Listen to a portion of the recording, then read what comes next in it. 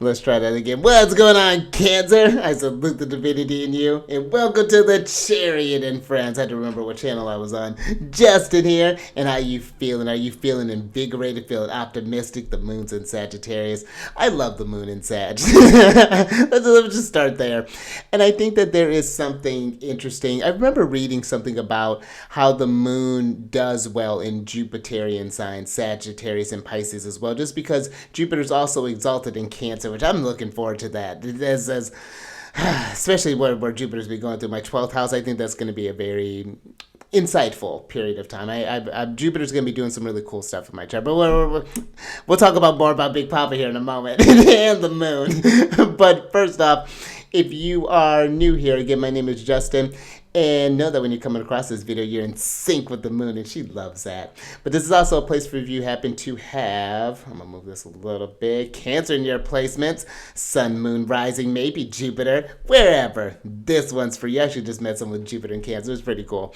And I do tarot card spreads based off this lovely luminary, the good old moon. I'll talk about what sign she's in, what phase she's in, and when she's going void of course, which is going to be happening here soon. March is when we're going to be. We got eyes on it. I'm doing the void of course a little differently there. I'll get into all that as we get closer to that. But all those lunar shenanigans, and just so y'all aware, this is a general reading, not a 1-to-1. So take what fits into your story, discard the rest, and everything will be dope, Cancer. Now, let's jump into it, because this is a great day. Nothing in particular, other than the fact that, depending on when you're watching this, and much up for your general energy of the day, happy Jupiter Day, which how appropriate on a moon in Sag. Jupiter's associated with Thursdays, and Jupiter days, I feel, are just a great day for just, you know, when you wake up on a Jupiter day, and when you wake up every day, but especially on a Jupiter day, I think there's something about being just thankful just for just another opportunity at this journey. You know, the adventure continues, and there's going to be more growth. That an invitation to do something new. Maybe if you've noticed yourself getting in a routine, I think a Jupiter day could be really great for that, to go expand. Like if you find yourself getting the same thing for lunch, go somewhere you never gone to before, or big spirit. Or, yeah, just changing like how you maybe commute to work. Something, I think, to just kind of switch things up to bring about a new sense of perspective. But a great day for just like, again, broadening your worldview, movement, growth. So any sort of like courses of learning could be a great time for Jupiter days, or even sharing the knowledge that you have with others. This could be from maybe actual skills that you have, from just like experiences in life, and sharing those with other people, and providing those 2 cents to just, again, to bring about just a different point of view. So those are just some ways that I think about it. You know, there's this app, if you happen to be doing like planetary magic, this may not be the best time to be working with Jupiter. It's considered that isn't a sign of detriment. Next year, or here, not next year, here soon, like June, something like that. Whenever Jupiter's in Cancer, that's going to be time to be doing, so if you do any sort of like magic work or anything like that, that'd be more of a time to definitely check into that. And I got a whole book on I'm about to get back into explore that side a little bit more thoroughly. I'm going back with looking back over books that I invested in, and just like, yeah, I'm seeing them in a different light since being on. Yeah, it's interesting. So, but these are some Jupiterian thing philosophizing. Great Jupiterian things to do. But also one thing that I also like to do on these days are to think about, like, what is your relationship with Jupiter? Especially if you do have Cancer placements, this would be a great time to pay attention to Jupiter transits, to see how Jupiter interacts with your Sun placement. Maybe you happen to have Mercury there as well. Maybe you have Venus there. Maybe you have Mars there. If you got Jupiter there, this is a Jupiter return for you, Saturn. Whatever this looks like, what a Jupiter, how do you notice the expansion? How do you notice the growth? And what is your relationship with Jupiter in your chart? Because Jupiter's the greater benefic. Who doesn't love Jupiter? But Yeah, those are just some things to think about there. But all right, enough about Big Papa. Let's talk about the moon, because depending on when you're watching this, and that's definitely not the right date, so I gotta fix that. So I'm pretty sure I meant on the 23rd. The first, yeah, I definitely meant that. The 23rd of January, depending on when you're watching this, the moon is going to enter into Sagittarius at about 8:29 p.m. That's going to be Pacific time. And she's in a waning crescent phase. Now, the waning crescent phase is definitely a more quiet time. This is getting into like high priestess territory, where you're wanting to, this would be great for like just relaxing, doing some resting, and kind of reflecting on what's happened during this lunar cycle and what do you intend to do for the next one. What are some things that you're noticing that are coming up? Paying attention to the subtle signs of life. We have to take those moments, and it's all built into the cosmos here, to take those times to really get introspective and get within oneself every now and again. Because I'll tell you what, speaking of high priestess, I pulled the high priestess the other day, and I got real quiet, and the high priestess will pay you. The high priestess will bring some abundance. I was listening to a video of another tarot card reader, which I have links for different resources for different readers and astrologers that I like listening to different like books and things. I'm going to update that a little bit here soon, and just to add some more things. I've been listening to a really great podcast if you are into tarot, something to expand your knowledge on and get you thinking about the stuff in a very, it's rich. I'll add on there. Fortune's Wheelhouse, I love it. But I was listening to a video, and the reader was talking about, if you know, like finding just like kind of a general example, like, okay, maybe you happen to be find like a penny on the ground, and then like that could be a sign like abundance is coming. And right as she finished that story, I looked on the ground, there was a penny there, and I was just like, okay, yeah, I'll claim that abundance. And shortly after, I got some money. So, and like besides the penny, and so I was just like, you know, you take those time to tune in, to be receptive, then you know how to take that action for, you know, you get the action for what to take. And that kind of leads us into the moon in Sagittarius, because Sagittarius is a more active sign, being masculine energy. It's the mutable fire sign.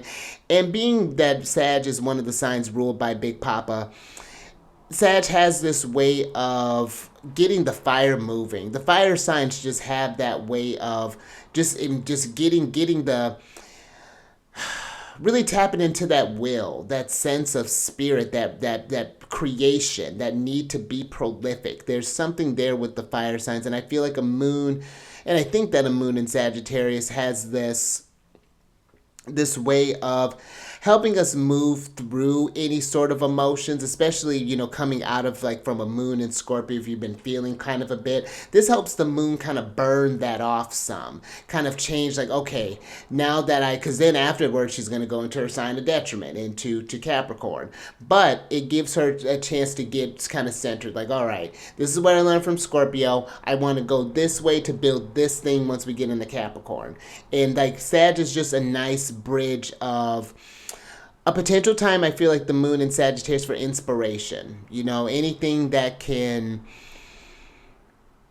especially if you've been noticing, I think if you've been in a rut, I think that is a great way of working with Sagittarius energy as well. And pay attention if you happen to have any, like a lot of mutable placements, like in Gemini and Pisces, or in Virgo. Or if you happen to have fire placements, this could be a really great time for the moon. Like I said, I have a lot of Leo placements, so the moon is doing a lot of harmonious things in my chart when she's going through fire signs, you know, through Sag and through Aries. So yeah, pay attention to that and see how that resonates with you, how that works with you, what is, and see too, where do you have Sagittarius in your chart, and understand what kind of feelings may be coming up over these couple of days while the moon happens to be traveling through there. So just some things to ruminate on. And if you want to work with these planetary transits and all these things more personally, down in the description box below is a link for all the services that I provide. So avail yourself of that if that's something that resonates with you. But let's go ahead and switch over. Oh, that was as smooth as I wanted it to be, but it's fine. And last couple of things, these readings that I do, they're not gender specific readings, so apply these energies to people as they make sense for your situations. Then I'm going to ring this bell here to bring in some good vibes, so adjust your volume if you need to, but let's give it a ring and let's get into it.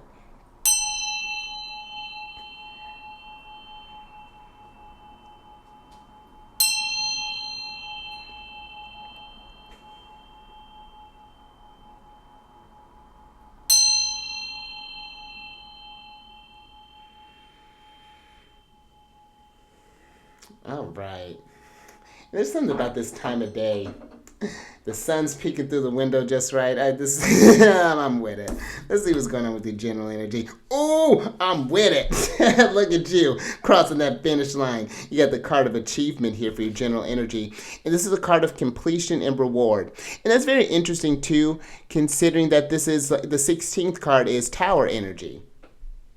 And this to me could be if you have been going through maybe like a tower moment that's come through, like, and I say a tower moment, like maybe there's been a sudden realization, maybe something has changed permanently, something may have come up, and now we're at this place of, you know what, you got through this thing. Maybe it wasn't like maybe it was a lesson as opposed to an experience, but there is that sense of completion. Like when you get through that, the reward, if not anything else, is wisdom. Jupiter, that energy is coming through there, where it's like, you know what, where I thought that I wouldn't make it through this, I'm stronger than I thought that I could be. And that shows that, when life does its fluctuations like it does, that you can get through the next thing. And the rewards are even going to get bigger because you continue to level up.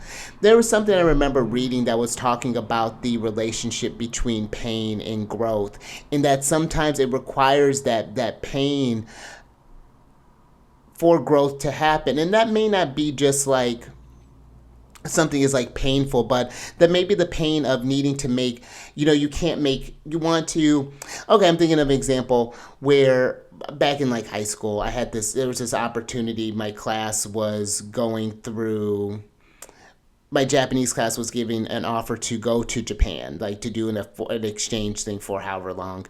And I had made a choice at the time, which I didn't ask anybody, but I was or check in, but I was like, I don't know if my folks could swing that, but I'm like, but that's fine, because then something else opened up for me, and I ended up choosing one thing as opposed to another. Both of them would have been great experiences, and the one that I chose was a really great experience. But there still was that pain of missing out on something else and what could have been. But again, there's something about even like hindsight in that, that I'm getting from this achievement. But I do also believe with this card that it is a reminder that I got this from another reader. Like, I'm thinking about this. She's like, Spirit won't keep you trapped. That was something very interesting. And, when I think about, I was having a conversation with someone who was like, I don't know, having this sort of conflict of spirit. And that was something that I had similar said. I was just like, Spirit's not out there for you to, whatever, God, Spirit, whatever that's looking like, is not out there to just bring you down. That would be silly. There is a higher purpose for this. There is growth that happens for this. And sometimes it may not be in what we may seem in that moment as the most pleasant. But again, when we get on the other side of it, it provides and have that chance of being receptive, being quiet, being in that waning crescent and processing what happens. There is reward in that as well. It's like, I got through this chapter fine, and something there in that as well. But let's get some tarot. Let's see what the past energies are looking like, and get some details with this.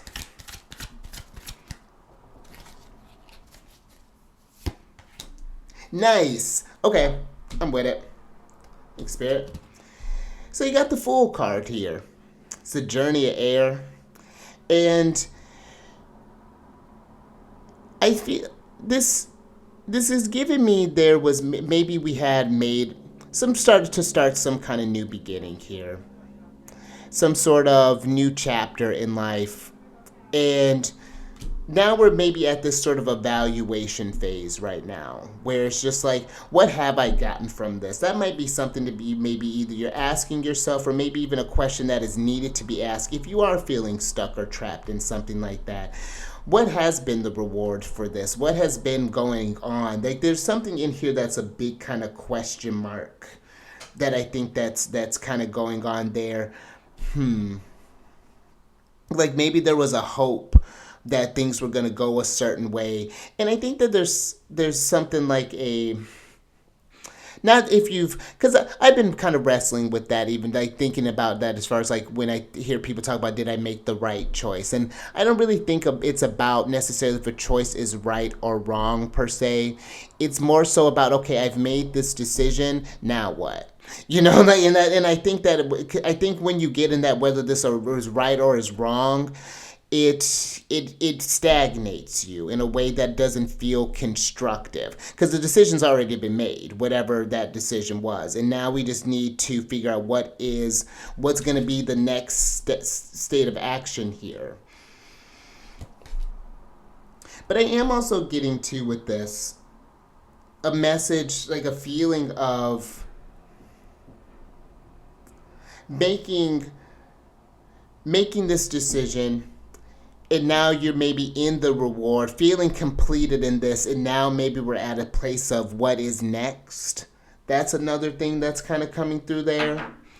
But let's get a clarifier on the Fool here.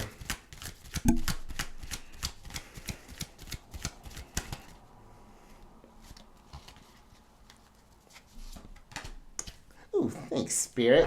Look at this lovely lady. You got the Queen of Wands here.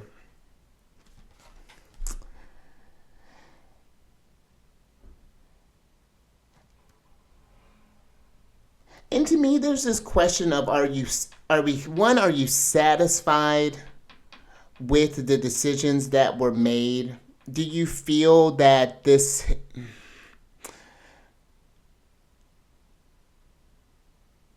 not necessarily feeling in control of the situation. I'm looking at how she has her flames in order, how things feel, but this feels more internal.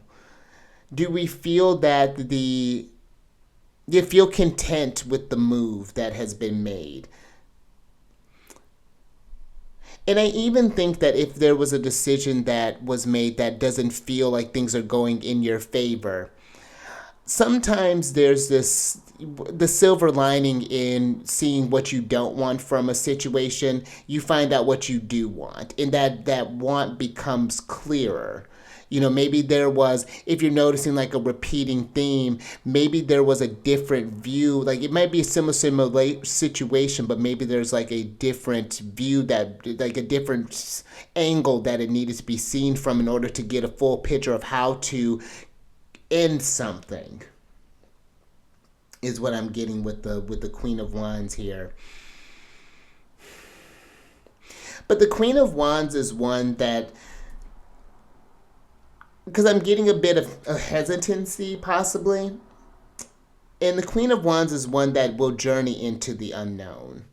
Not quite sure what's going to come, but she's confident in herself, in that she sees the finish line. And she's like, it's not a reckless how she moves. She trusts her feelings as she goes. When the spirit's moving her, there's no doubt about that. It's just like there's this intuitive guidance that comes with her when she knows, like, this is time. Like, I've had enough of this situation. This has been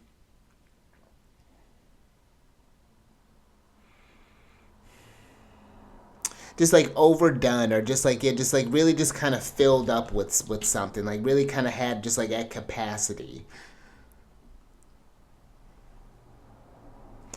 Let's get something on the present. Let's see what's going on there.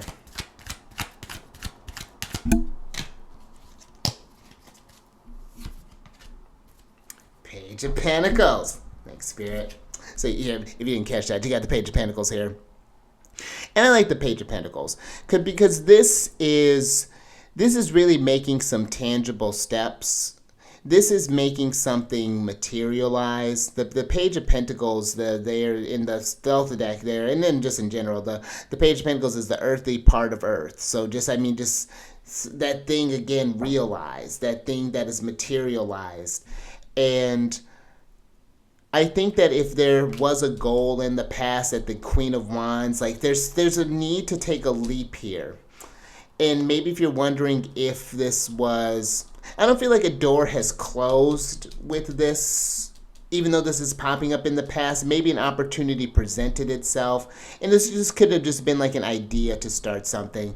And I think that this page is inviting to make that thing real. Like, achievement is possible. Like this, whatever this is that you're, maybe we're looking for an improvement in finances, maybe something, improvement in a relationship, improvement in oneself, improvement in your spiritual practice, whatever that's looking like. I think that there's an opportunity here to, again, make that thing come to fruition. But there's a trust that the Queen of Wands has that is, it is kind of, she's doing that trust fall, knowing that her guides, her intuition, her judgment is going to catch her. And again, it doesn't give me reckless. It gives me we've measured this thing. This is what feels right. This is in alignment with me. Let's get a clarifier with the Page of Pentacles.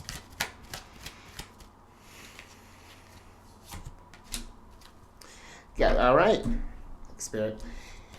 Got the Six of Swords here. And this is making that move. This is like, it's really understanding the steps in order to make the move, and staying, it's Mercury in Aquarius. That's really, this really focused, but making your hopes, your wishes come to be. But I think that even this Page of Pentacles is like, hey, it's maybe this is just a feeling. It's a lot of like, like, I'm feeling like I want to do this thing. Something in me is like, it's pulling me this way. And so now this present energy is, okay, do it then. Like, let's just do it. And again, this, it's very, very leveled. I think with this, it's making sure maybe when you're making this decision, it's coming in a grounded place. If there is a lot of emotions behind it, we don't want to be reactive, because Mars is still doing his business, retrograde and in Cancer, and so yeah, that's just something to think about. I was even just telling a friend, we were talking about the transits a little bit, and I was just like, there's some things I'm thinking about, but where Mars is transiting right now, absolutely not. And it's not that we're letting necessarily the astrology, the cards control it, but it's just like, what, maybe this would warrant a beat, or maybe I do need to make a step, but like just something that's just like popping up there. Let's get some future energy.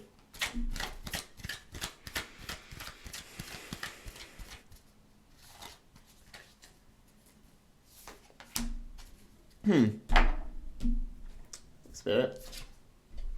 So you have the Nine of Cups in reverse. And this, to me,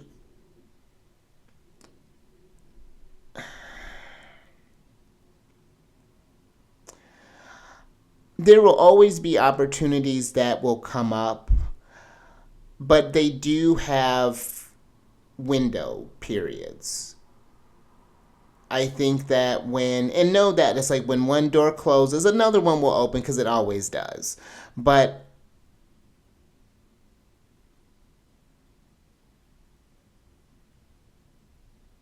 I think there's something here that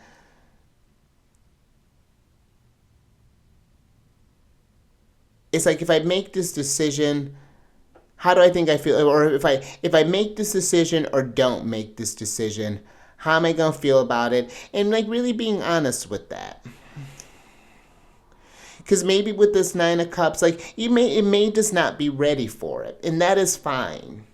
I think that there's no need for judgment, no need for things, like You'll take that step when you're ready. As long as you're taking one step, even just the acknowledging that, like I want to do this thing, but maybe I need a bit more time. It can help. I think just getting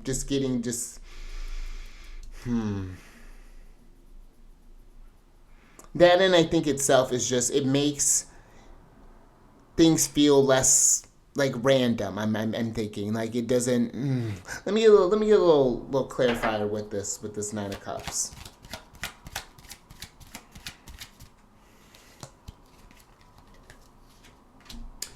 Ooh, what's good? Thanks, Spirit. It's the Empress. Look at her shining brilliantly. And I think the Empress is, the Empress is a number of things, but in this one, I think she is being really receptive to, this is Jupiter in Pisces. Venus is in Pisces right now because, Empress is Venus. And, we have, one moment. All right, we're back. Abundance. But with we were talking about receptivity, and I think that if the things that you're receiving, if it doesn't have you feeling in that state of just fullness, fulfilled,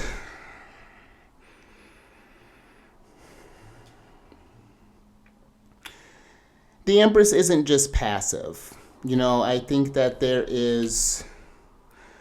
there comes a time where she has all the information that she's needed. She's sat with Spirit, and she creates her abundance.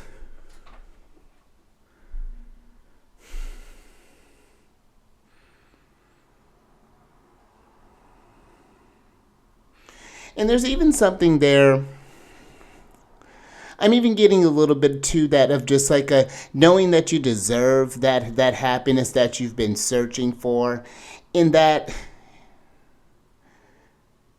there may be, it's an ongoing quest. I think that there comes a point, it's just, again, there's something about, even with the Empress, just understanding the cycles in life and knowing that like just needs change, people change, but just something to think about there. Well, let's get some advice from Big Papa. Oh, all right. Spirit. Oh, look at that. We're really doubling down on the Six of Swords here. So, and I think when you get cards that come through twice,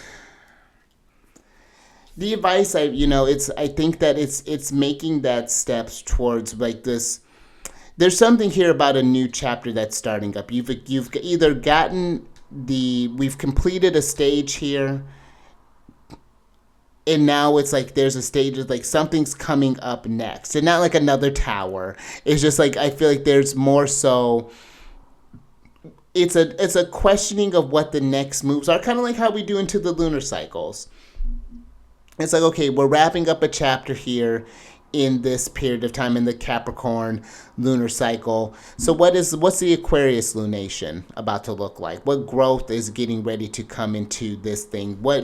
And it's not like we leave what happened in Capricorn, in Sag, in Moon, and the Scorpio lunation. All of those things are compounding into something bigger. Where we're talking about Jupiter. So it's just like, what's the big picture kind of looking like? And there's something comparing. I think that's maybe that Jupiter and Gemini energy that's kind of coming through there. The having the big picture, but needing to, and like, what are the small steps that are needed to be taken? Because there's so many different ways to get to this big picture. So a clarity is needed to be had here. This is the Six of Swords is the Lord of science.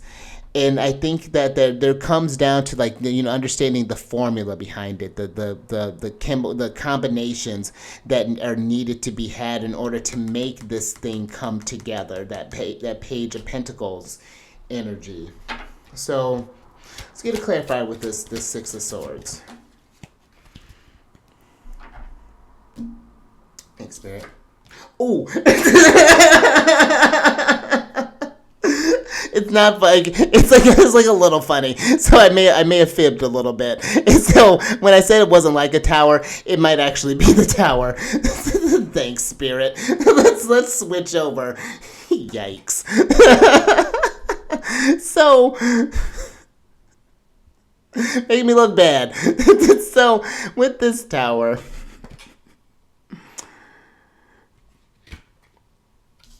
I like that this is one. I like that this is Venus and Mars that are here, because the tower is Mars energy, and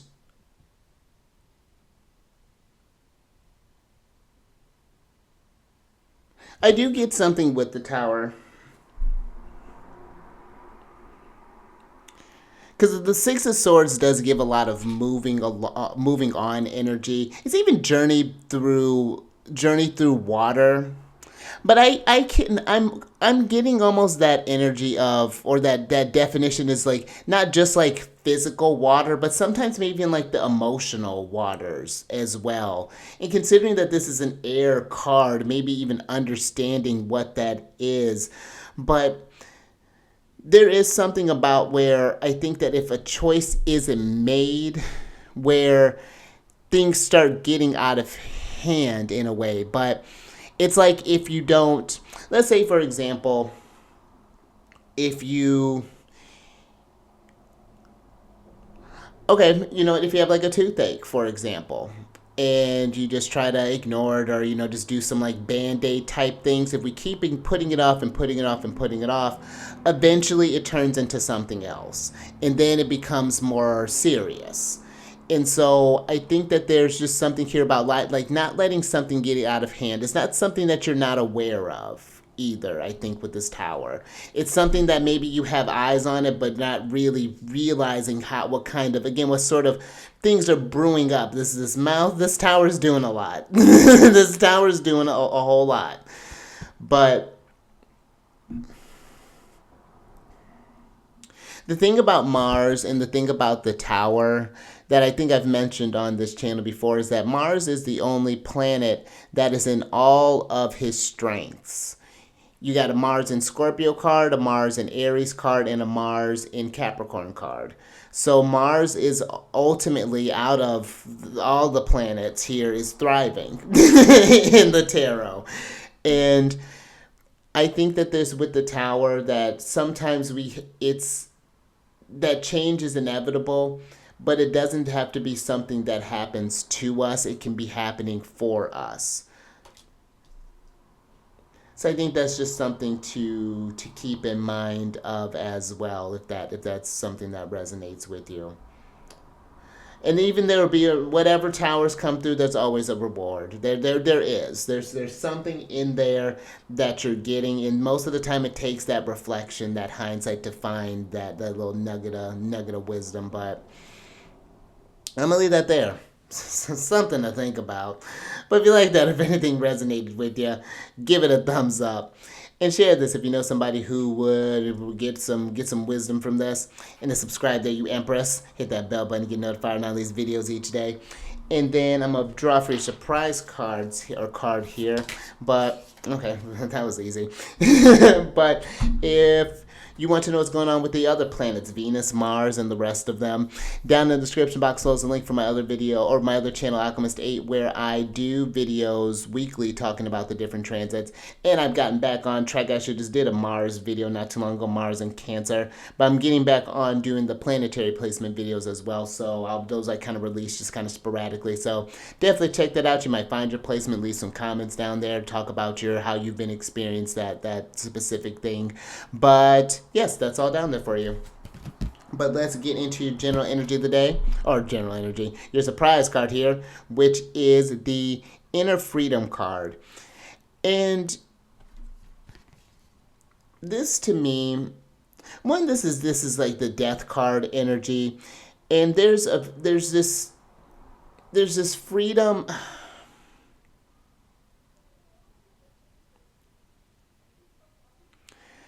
I'm just getting a lot of relief from this card. The knowing that, you know what, I'm tired of towers happening to me, let's say, for example. Now I'm going to start making some conscious decisions myself. Like, I've seen the signs, because there's some towers that I think catch you off guard, but usually there's something that's been building up to that as well. Like, there's, first, like, something's there. And I think that it comes, that inner freedom comes where it's like, all right, my external stuff is wild right now. But you know what? Here is at least centered. Here is able to respond to it as opposed to react to it. Because it's not like just staying in it just because it's craziness. It's like, all right, I recognize that this is getting out of control and I'm going to need to do something. And I think that there is that inner freedom knowing that you can do something about it, that you are resourceful. Empress, is able to, I've received the signals. Now Mars is like, let's do it. Let's start maybe cutting some things off so that we can grow some new things here, and just change things up here. And that could be just one of the rewards. Again, just that feeling of autonomy, that feeling of